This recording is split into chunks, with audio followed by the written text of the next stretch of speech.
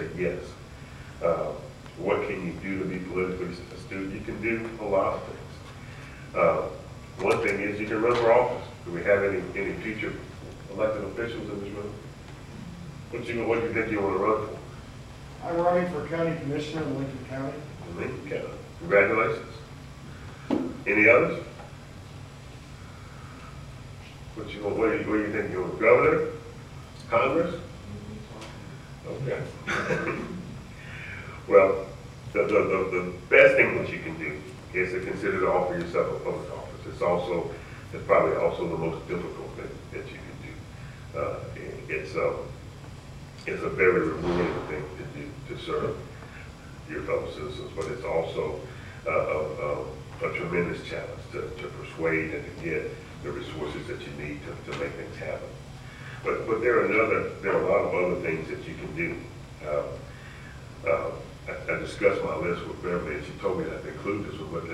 But the next thing, if you talk to any other politician in the state, they'll tell you another thing that you can do is give money. Because, but if you don't want to contribute money to your campaign, you can also work on the campaign, or you can work on an issue, or you can find your issue. There's just so many niches out there that are required, that come together to make our political system work. In the Senate, one of the questions that I get on a regular basis is about the size of my staff. Well, if I exclude Beverly, my staff is one-half person. I have Ms. Cecilia Dorsey, who works for me and works for Senator Regina Thomas, who represents Savannah. She is the sum total of my staff. So any assistance that I can get from volunteers or others is appreciated and relied on. You don't have to worry if you volunteer for someone in the Georgia General Assembly, you can bet that not only will you be appreciated, but that your work product will probably be used over and over and over again, because we have so little staff support. In addition to the one-half person that I have that constitutes my staff, we get a budget for legislative activities.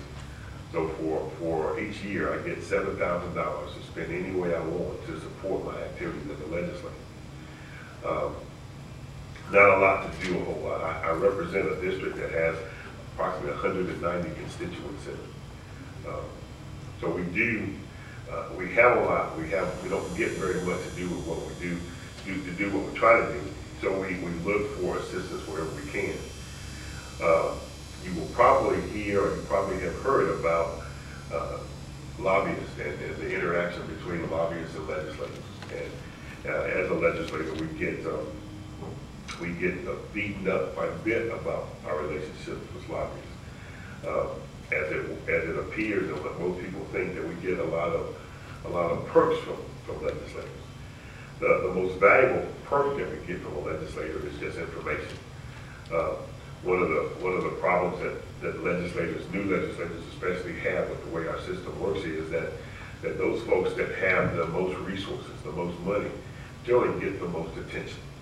The organizations that can print the brochures, that who can do the research, that can give us the information that we need to be able to vote on legislation, and do that without using the few resources that we have, they generally get the most attention. They generally have the money to put 2 or 3 or 4 or 5 people in the hall to stand out there as long as we're in the Capitol to talk to us. And they do it all day, every day until a decision is reached, and preferably a decision that's consistent with what their boss wants us to do. So, how many of you have been to the Capitol? Has anybody been to the Capitol?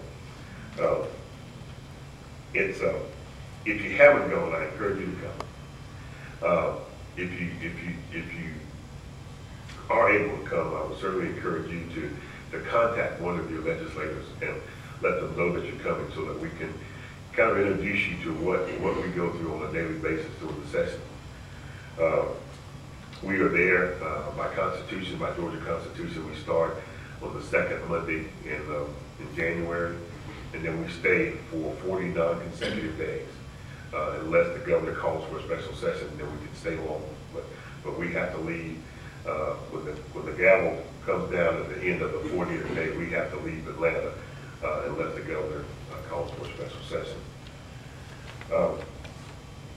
I wrote down some, we talked about tax reform, we talked about some of the legislation that we've done that has a direct impact on you.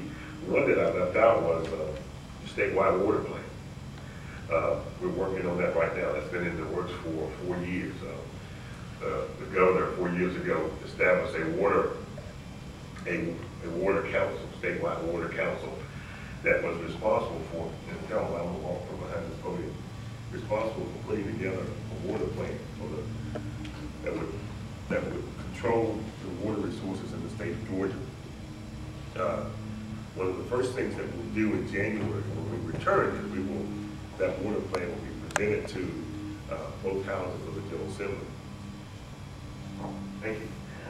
One of the things that will be different, normally when legislation is presented to us in the General Assembly, we are required to vote for it. You can vote yes or you vote no. You vote green or you vote red.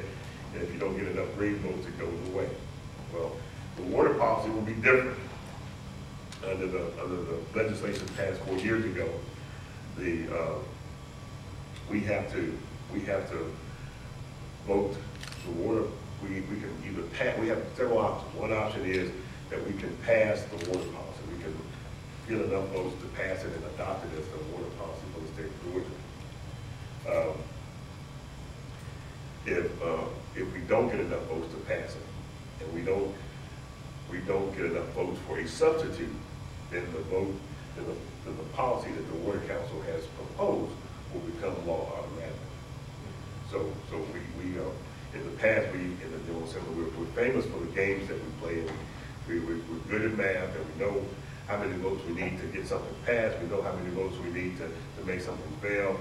We know how to kill something by just not giving enough votes, enough folks not showing up. I'm sure you've heard all about that in Richmond County.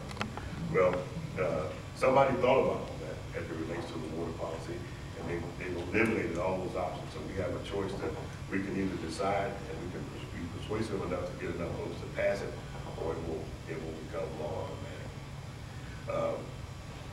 You may ask why that has an issue with us in Richmond County.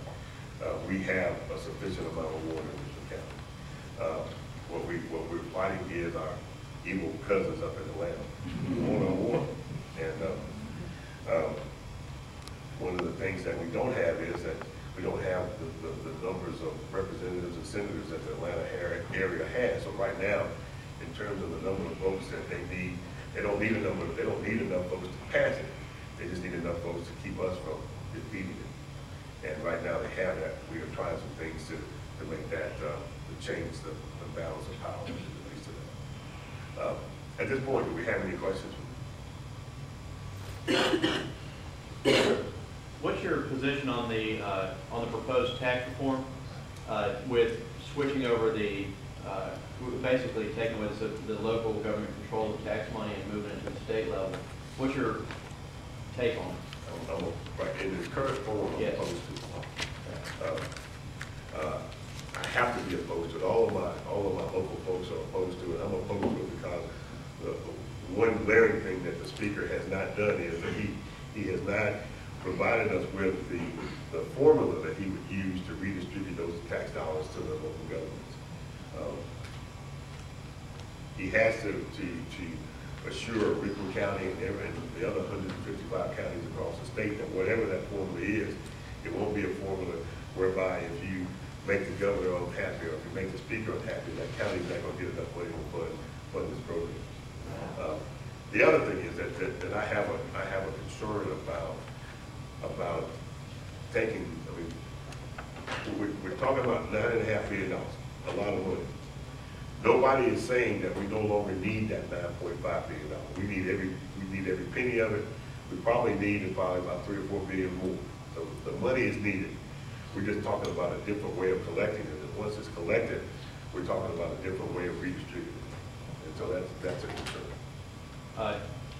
I guess I'm also against it, and I'm glad that you are too, because you are my senator. Well, I'm glad I gave you the right answer. Yes. But I'll also say that I also tend to think it violates principles of subsidiarity and local control over